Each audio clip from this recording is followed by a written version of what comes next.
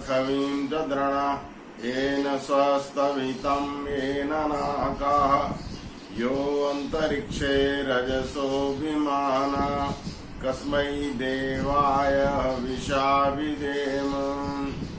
तारे रविचंद्रादि बनाकर निज प्रकाश चमकाया है। धरणी को धारण कर तूने कौशल अलख लखाया है। तू ही विश्व विधाता पोषक तेरा ही हम ध्यान धरें। शुद्ध भाव से भगवान तेरे भजनामृत का पान करें। इस कार्यक्रम में उपस्थित कार्यक्रम के सभी आयोजक, प्यारे बच्चे और जो आज जुड़े हैं भाई गुलशन जी, और बड़ी प्रसन्नता की बात है कि इस कार्यक्रम में 100 से अधिक बच्चे अभी जुड़े हुए हैं और 2 स्कूलों के बच्चे और जुड़ जाएंगे। ये हम सबके लिए अत्यंत प्रसन्नता की बात है। मैं इन सब बच्चों का जो आज इस कार्यक्रम में आए हैं स्वागत करता हूँ। आप इसी तरह से आएं और यहाँ पर अच्छी अच्छी बातें सीखें। ध्यान की, नैतिक शिक्षा की वो बातें आपको बताई जा रही हैं जो आपके जीवन में काम आने वाली हैं और इनसे आप अपने पढ़ाई के क्षेत्र में भी आगे बढ़ेंगे। तो आज के विचार के अंतर्गत हम जो कल हमने 2 महापुरुषों की जयंती मनाई थी, लाल बहादुर शास्त्री जी और महात्मा गांधी जी, उनके विषय में थोड़ा सा विचार करेंगे और उनके जीवन से प्रेरणा लेंगे। लाल बहादुर शास्त्री जी हमारे देश के द्वितीय प्रधानमंत्री थे और उन्होंने मात्र 1.5 साल तक शासन किया था। 1.5 साल में ही वो इतनी अच्छी छाप छोड़ करके गए कि सदियों तक लोग उनको याद रखेंगे। शास्त्री जी का जीवन बहुत सादगीपूर्ण था, बहुत simple living and high thinking जिसे कहते हैं, कि वो एक एक वस्तु का बड़ा उपयोग करते थे। हम फटी पुरानी चीजों को कई बार फेंक देते हैं। शास्त्री जी ने हमें सिखाया कि छोटी से छोटी वस्तु परमपिता परमात्मा ने जो बनाई एक तिनका भी है जो वो उसका सदुपयोग किया जा सकता है। उनके जो फटे पुराने कपड़े होते थे उनसे वो रूमाल वगैरह इस तरह की चीजें सिलवा लिया करते थे, फेंकते नहीं थे वो। एक बार की बात है कि उनकी धोती और कुर्ता जो है वो फट गया था। उनकी पत्नी ने कहा कि दूसरा नया ले लो, तो उन्होंने कहा नहीं, हमारे पास जो पैसे हैं वो देश के काम आएंगे और आप इसी को सिल लो, इसी से काम चलाना है। तो ये इतनी सादगीपूर्ण उनका जीवन था। इसी तरह से दूसरी घटना उनकी उस समय की है जब 1965 का पाकिस्तान से युद्ध चल रहा था। शास्त्री जी ने एक नारा दिया था, जय जवान और जय किसान, और इसी नारे की बदौलत उन्होंने वो युद्ध को जीता था। हमारी सेनाएं बड़ी बहादुरी के साथ लड़ती हुई आगे बढ़ रही थी और उस समय पाकिस्तान को ये लगा कि अब पूरा पाकिस्तान जो है वो शास्त्री जी हथिया लेंगे। तो उसने तुरंत जो है वो अमेरिका से गुहार लगाई कि हमारी मदद करो। अमेरिका ने संयुक्त राष्ट्र संघ की मीटिंग बुला करके और उस समय भारत को एक धमकी दी थी और ये कहा था, उस समय हमारा देश अन्न के मामले में आत्मनिर्भर नहीं था, तो उन्होंने कहा कि हम आपको जो अन्न देते हैं वो देना बंद कर देंगे और आप लोग भूखों मर जाएंगे। देखिए शास्त्री जी कितने स्वाभिमानी व्यक्ति थे। उन्होंने कहा हमको भूखों मरना स्वीकार है, आप हमारा जो अन्न आप भेजते हो उसका एहसान मत कीजिए, आप तुरंत बंद करो।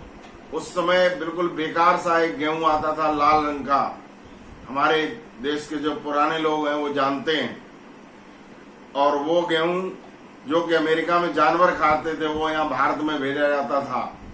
शास्त्री जी का स्वाभिमान देखो। शास्त्री जी ने कहा हमको भूखे रहना मंजूर है, लेकिन आपका ये जो आप अन्न भेजते हो इसको तुरंत बंद कर दो, मुझे नहीं चाहिए। और वो अन्न बंद किया गया। शास्त्री जी एक सभा में बोल रहे थे, उन्होंने उस समय देशवासियों से अपील की कि हमारे देश के जो सभी देशवासी हैं सप्ताह में एक दिन का व्रत रखेंगे। हम लोग वैसे भी व्रत रखने वाले हैं, उपवास करते हैं, स्वास्थ्य के लिए भी करते हैं, एकादशी का करते हैं, विभिन्न पर्वों पर करते हैं, ये हमारी उपवास की परंपरा है। तो शास्त्री जी ने उस समय देश के लोगों से ये अपील की कि सभी देशवासी सप्ताह में एक दिन सोमवार के दिन और अन्न को ग्रहण नहीं करेंगे।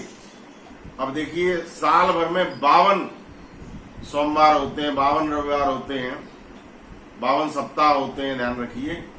तो 52 बार ये इतने बड़े देश के देशवासियों के, इसकी आबादी भी लगभग 52 करोड़ थी उस समय, और एक दिन ये व्रत रखेंगे तो देखिए कितने बड़े अन्न की बचत होगी।